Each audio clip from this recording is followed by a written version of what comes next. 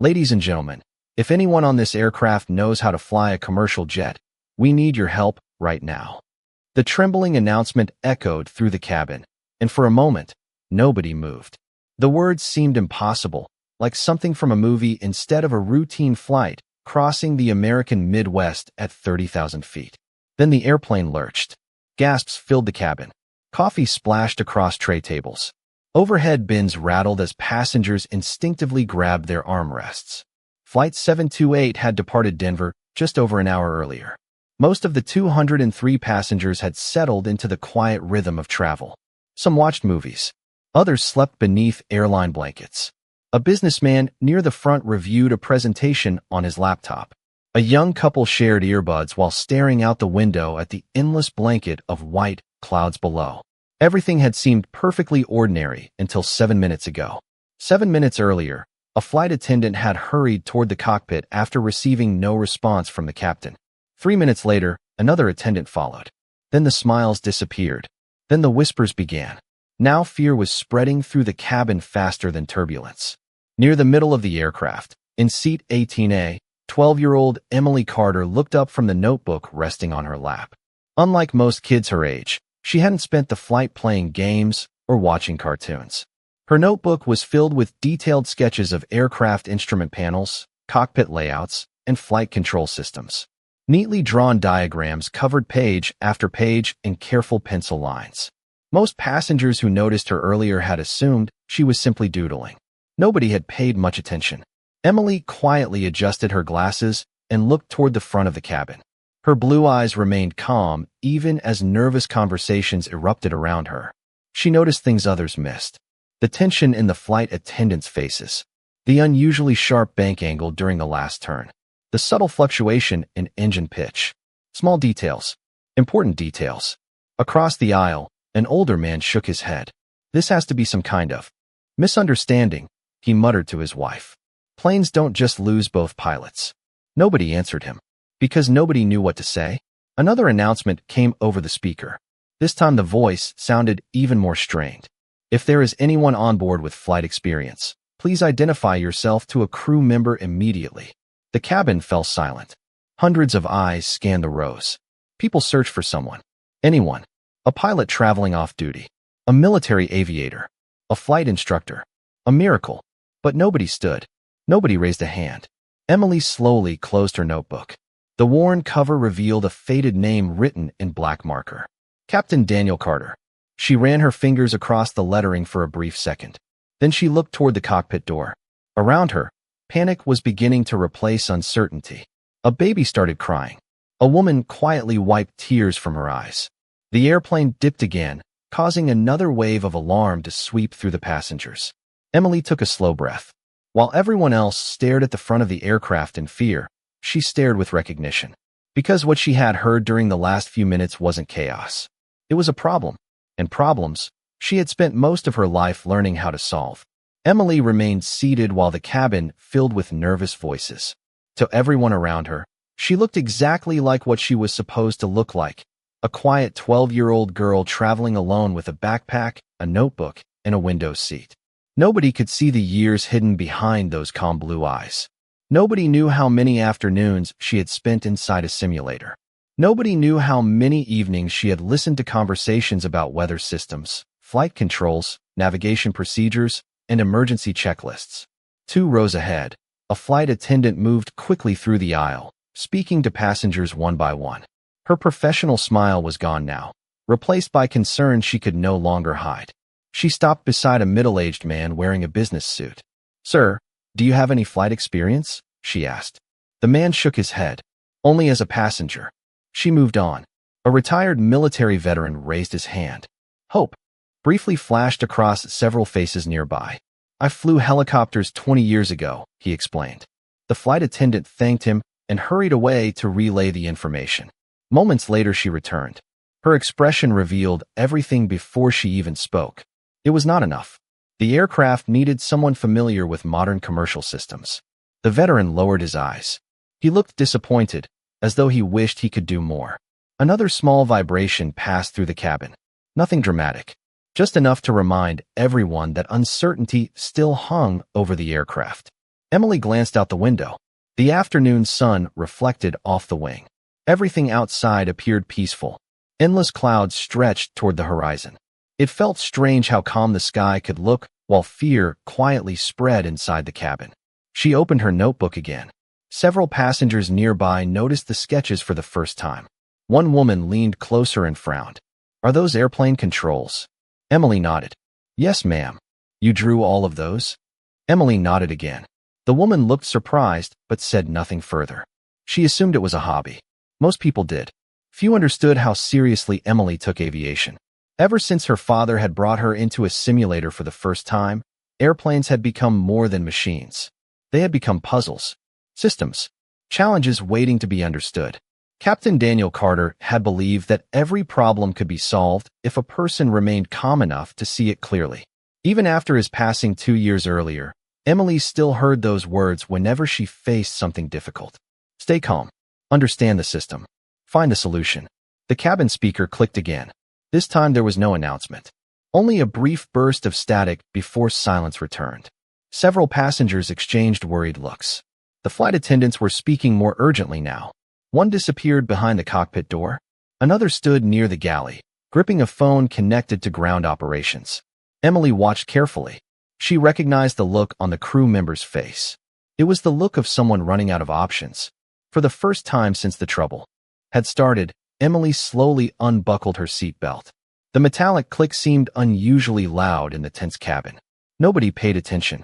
Nobody except the elderly woman sitting beside her. "Honey," the woman whispered gently, "where are you going?" Emily looked toward the front of the aircraft. Her voice remained calm. "I think they need help." The elderly woman watched Emily stand and adjusted her seatbelt as though preparing to stop her. "Sweetheart, I do not think that is a good idea." Emily offered a polite smile. "It is okay." Then she stepped into the aisle. The movement was so ordinary that almost nobody noticed at first. People were too focused on their own fears. A man near the window was trying unsuccessfully to call his family. Another passenger sat with her eyes closed, whispering a quiet prayer. Several children had begun asking questions their parents could not answer. Emily moved forward one row at a time. Her notebook remained tucked under her arm. As she approached the front of the cabin, a flight attendant emerged from the galley. The woman looked exhausted. A few strands of hair had escaped her uniform bun, and worry showed clearly on her face. "Miss, you need to return to your seat," she said automatically. Emily stopped. "How long have the pilots been unresponsive?" The flight attendant blinked. The question was unexpected. "Honey, please go back to your seat. Have they been unconscious for more than 10 minutes?" Emily asked. The attendant stared at her for a moment. "How do you know something is wrong in the cockpit?" Emily glanced toward the closed door. "Because the altitude corrections are becoming inconsistent." The attendant frowned. "What?" "The airplane is overcorrecting during minor adjustments. It feels like the autopilot is compensating without manual supervision." The woman looked confused. Before she could respond, another member of the crew appeared carrying a headset connected to ground operations. "Megan," he said quietly, "they still cannot get a qualified pilot from the passenger list." His voice trailed off as he noticed Emily standing there. "What is going on?" Megan hesitated. "She says she understands what the aircraft is doing." The crew member looked down at the 12-year-old girl and almost smiled. Not because he was amused, because the idea seemed impossible. "Sweetheart, this is a very serious situation." "I know," Emily replied. "That is why I am here." The man exchanged a glance with Megan. Then he noticed the notebook under Emily's arm. Curiosity overcame skepticism. "What is that?" Emily handed it to him. He opened the cover and began turning pages. His expression changed immediately. Detailed cockpit layouts filled every page. Navigation displays, flight management systems, instrument panels, emergency procedures written in neat handwriting. The crew member flipped through another page. Then another. "Did you copy these from a book?" Emily shook her head. "No, sir." "Then where did you learn all this?" For the first time, uncertainty appeared in Emily's eyes. Not fear. Sadness. "My father taught me." The crew members exchanged another look. Before either could ask another question, the phone connected to ground operations crackled with urgency. A voice spoke rapidly through the speaker. "Cabin crew, we need an update immediately." Fuel calculations are becoming critical if the aircraft continues deviating from its assigned route. Silence followed. Megan slowly looked back at Emily.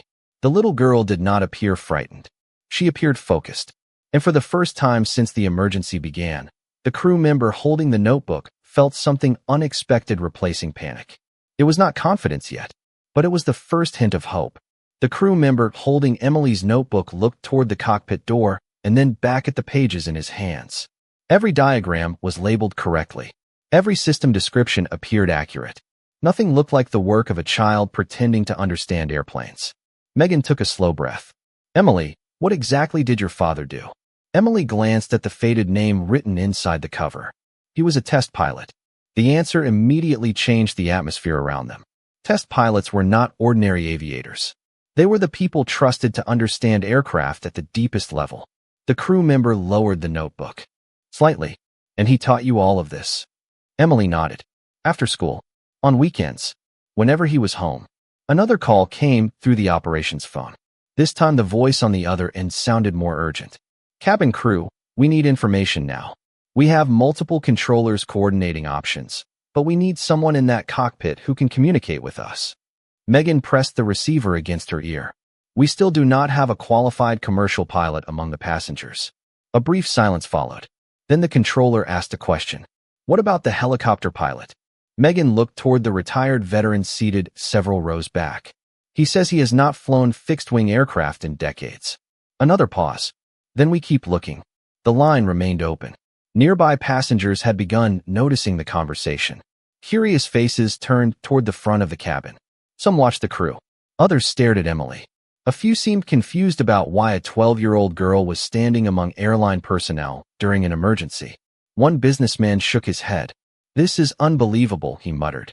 We need a pilot, not a kid with a notebook. Several nearby passengers quietly agreed. Their reactions were understandable. Emily looked exactly like someone who should have been worried, frightened, or hiding in her seat. Instead, she remained calm. The contrast made people uncomfortable. Megan noticed it too. Most adults in the cabin appeared more shaken than the child standing beside her. Suddenly, the aircraft banked slightly again. Not enough to cause panic, but enough to remind everyone that time was passing. The controller's voice returned through the phone. Crew, we have another issue. The aircraft is drifting farther from its assigned route. We need communication established as soon as possible. Emily spoke before anyone else could respond. The autopilot might be trying to compensate for changing conditions without manual corrections. Megan turned toward her. How can you tell? The movements are repeating in a pattern. The crew member stared. You can feel that. Emily nodded. My father used to make me identify flight conditions during simulator sessions. Without looking at the displays. Silence followed. Not because people believed her completely, but because nobody could easily dismiss her anymore. The notebook. The terminology. The observations. Each piece added weight to her words. Then the cockpit door opened slightly.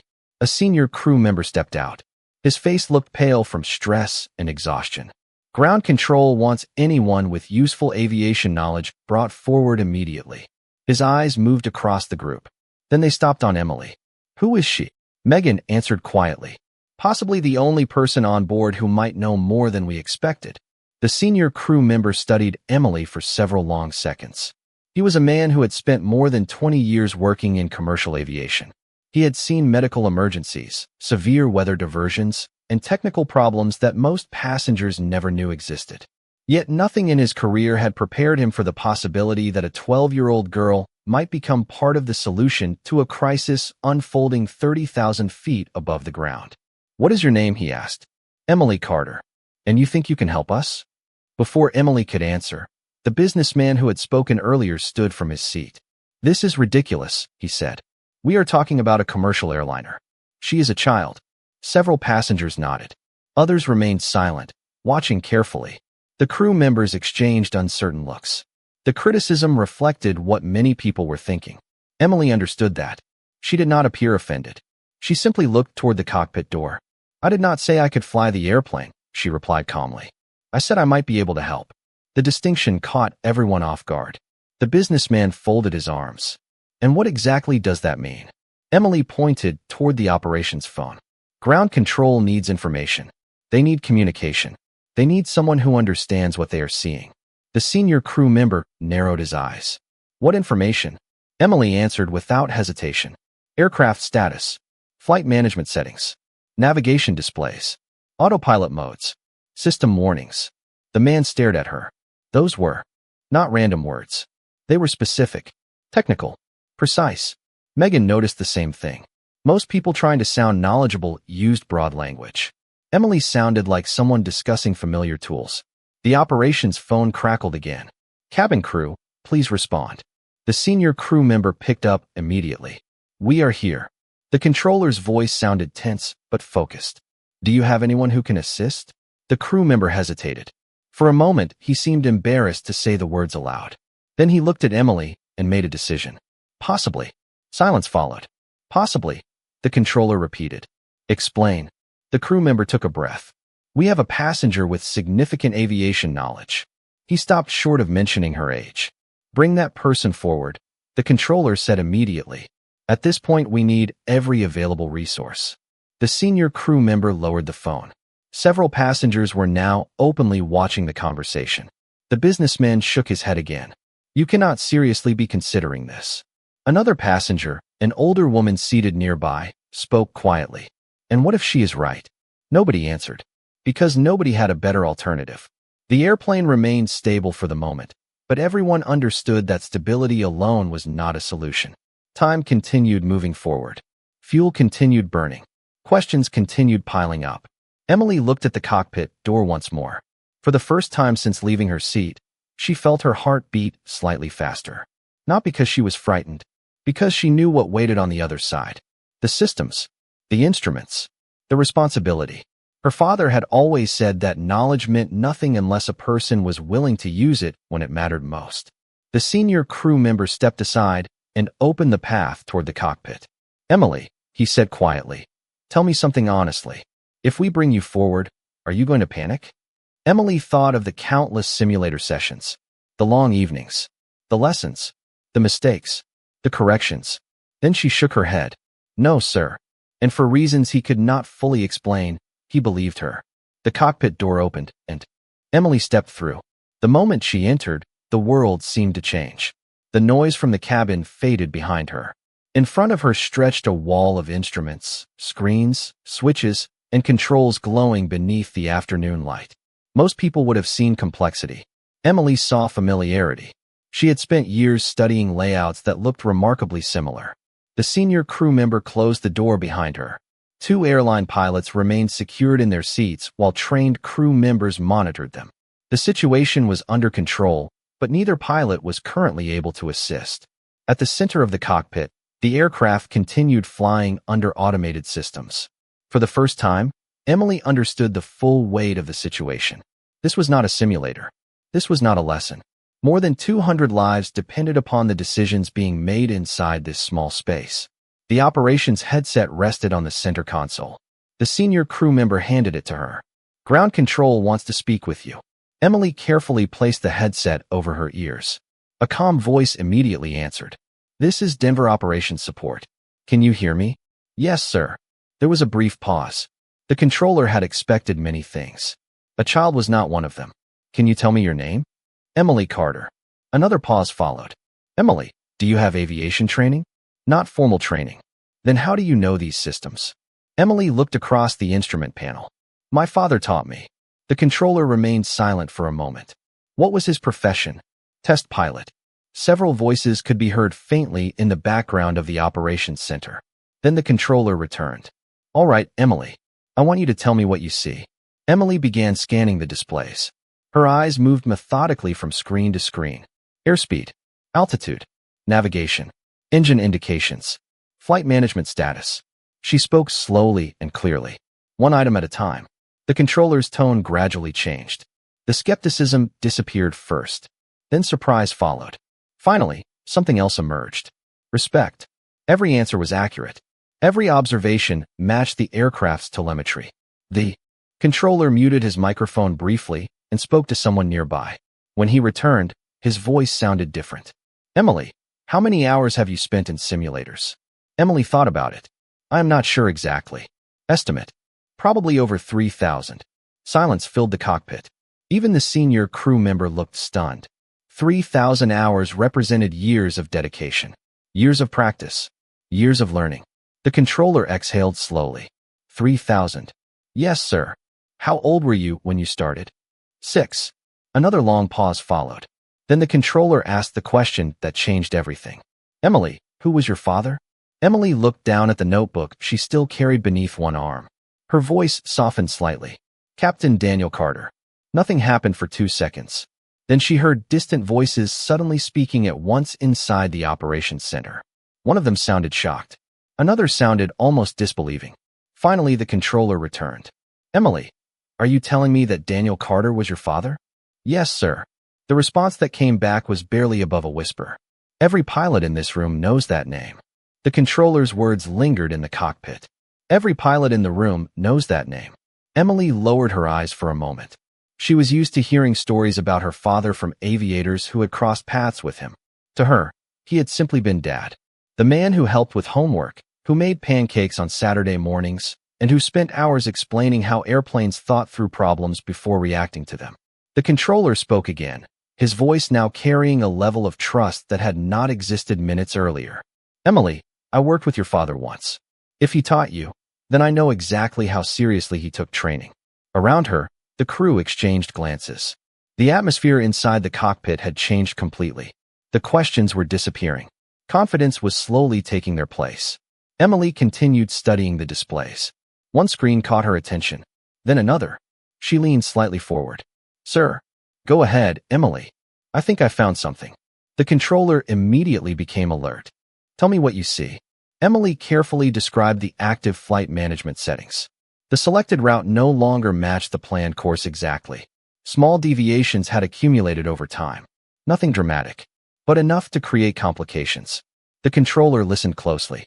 Then voices erupted again in the background of the operations center. This time they were not expressing surprise. They were confirming data, one by one. Every observation Emily made matched what ground systems were reporting. The senior crew member stared at her. How are you finding these things so quickly? Emily kept her eyes on the displays. My father always said the airplane tells you what is wrong if you know where to look. The controller returned. Emily, excellent work. We are seeing exactly what you described. For the first time, a small smile appeared on Megan's face. It was brief, but it was there. Hope was becoming something real. The controller continued. We are coordinating a revised arrival plan. I need you to keep monitoring the displays and report any changes immediately. Yes, sir. Minutes passed. The aircraft remained stable. Every update Emily provided helped ground controllers build a clearer picture of the situation. More importantly, it helped everyone understand that the automated systems were still functioning correctly. The uncertainty that had dominated the last half hour was slowly being replaced with information. And information meant options. Back in the cabin, word had begun spreading. Passengers whispered quietly among themselves. Some still found the story difficult to believe. Others had stopped doubting entirely. The businessman who had challenged Emily earlier now sat silently staring toward the cockpit door. He replayed every conversation in his mind, every assumption, every dismissal. Inside the cockpit, another controller joined the call. Emily, there is something we need to know. Yes, sir. When your father trained you, did he ever teach you how to manage a full emergency approach sequence? Emily's fingers tightened slightly around the notebook. She remembered long evenings in the simulator, difficult scenarios, repeated exercises, lessons that had once felt like games. Yes, sir, she answered quietly. The controller paused. Then he said the words that caused every crew member in the cockpit to look directly at her. Good, because we may need your help with the next part. The cockpit became very quiet after the controller spoke. Nobody rushed to answer. Nobody argued. The weight of the moment settled over everyone at once. Outside the windshield, the late afternoon sky stretched endlessly toward the horizon.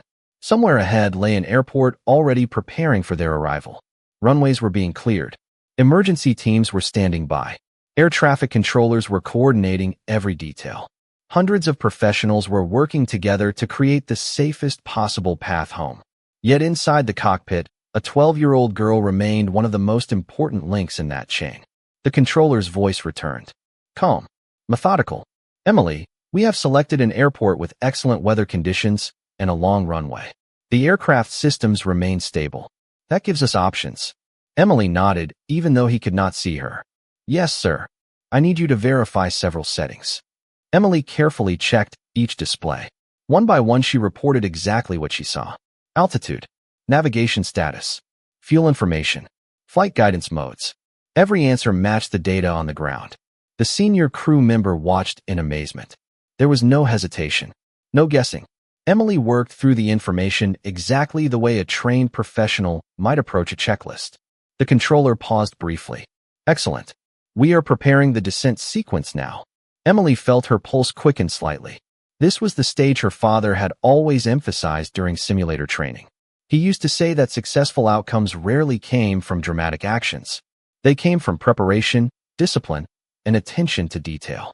The airplane remained steady as new instructions arrived. Emily monitored the displays and relayed information while the crew coordinated with ground operations. Minute by minute, the distance to the airport decreased. Back in the cabin, passengers sensed that something had changed. The uncertainty that had dominated the flight was beginning to fade. Flight attendants moved through the aisles with renewed confidence. Their expressions were still serious, but no longer overwhelmed. The businessman who had doubted Emily earlier quietly asked a crew member if there was any news. The answer was simple. We have help. Inside the cockpit, the controller spoke again. Emily, I want you to know something. Yes, sir. Everyone in this operations center is impressed by you. Emily glanced down at her father's notebook. I am just doing what he taught me. For a moment, nobody replied. Then another voice joined the frequency. Older. Experienced. Emily, this is Chief Controller Harris. Hello, sir. I knew your father. He was one of the most disciplined pilots I ever worked with. Emily smiled softly. Thank you, sir. Harris continued. And right now, you are making him proud. The words stayed with her.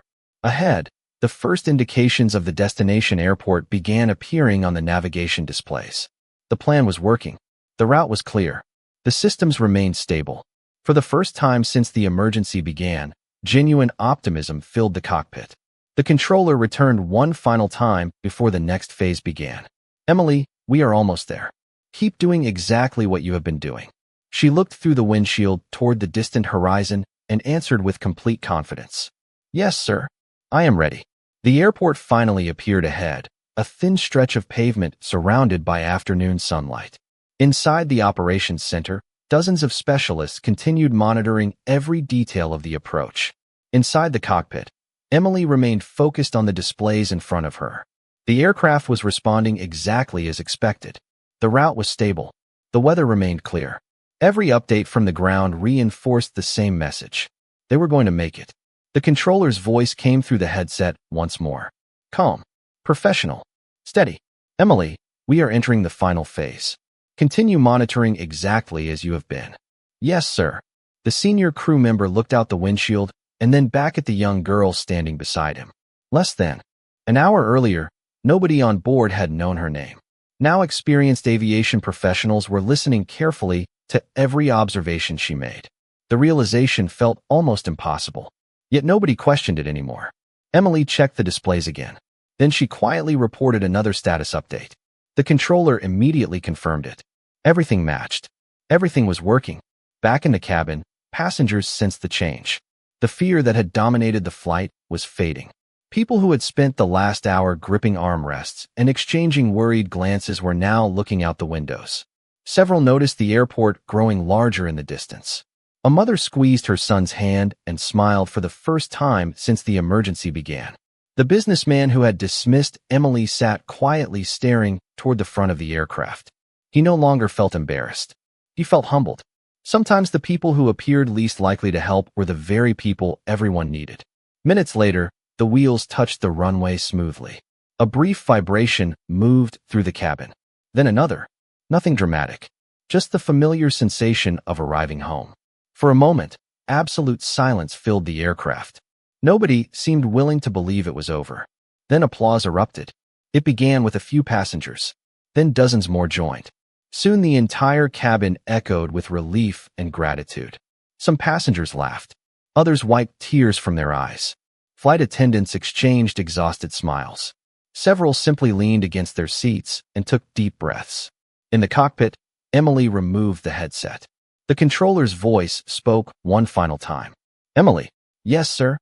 Outstanding work. She looked down at her father's notebook. Thank you, sir. Another voice joined the frequency. Chief Controller Harris. Your father always believed that preparation mattered more than recognition. Emily smiled softly. That sounds like him. Harris paused. Today you proved he was right. After the aircraft reached the gate, passengers slowly exited. Many stopped when they saw Emily near the front of the cabin. Some thanked her personally. Others simply nodded with quiet respect. The businessman eventually approached as well. For a moment, he seemed unsure what to say. Finally, he offered a small smile. I was wrong about you. Emily answered with the same calm kindness she had shown throughout the flight. It is okay. Outside the terminal windows, the evening sun cast long shadows across the airport. Emily stood quietly holding the worn notebook that had traveled everywhere with her. The faded name on the cover remained unchanged. Captain Daniel Carter. Years earlier, a father had spent countless hours teaching lessons that seemed ordinary at the time. On this day, those lessons helped guide more than 200 people safely home. And as Emily walked toward the terminal beside the crew, everyone who passed her understood the same truth. Real capability does not announce itself. It reveals itself when it matters most.